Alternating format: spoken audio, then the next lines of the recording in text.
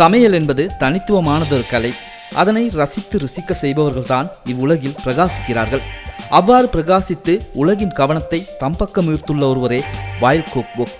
சரித் நிபுன் சில்வா என்பது இவரது இயற்பெயர். என்றாலும் இயற்பெயரை விட வைல்ட் குக் புக் என்று கூறினால் சமூக வலைத்தளத்தில் சிறியோர் முதல் பெரியோர் வரை இவரை அறியாதவர்கள் இல்லை எனலாம். அந்த அளவிற்கு சமூக வலைத்தளத்தில் உலக பிரசித்தி பெற்றுள்ள வைல்ட் குக் புக் என அழைக்கப்படும் சரித் நிபுன் சில்வா தனக்கென தனி முத்திரையை பதித்துள்ளார்.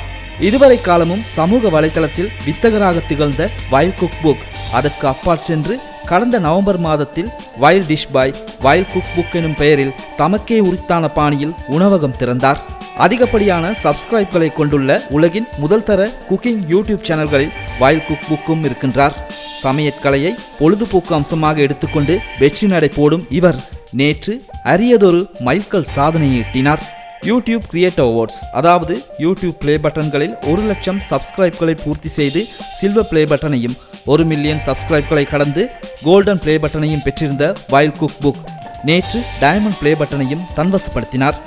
யூடியூப் வரலாற்றில் 10 மில்லியன் சப்ஸ்கிரைப், அதாவது 100 லட்சம் ஆதரவாளர்களை அடைந்த முதலாவது மற்றும் ஒரே இலங்கையர் எனும் மகத்தான சாதனைக்காக அவருக்கு டைமண்ட் பிளே பட்டன் கிட்டியது.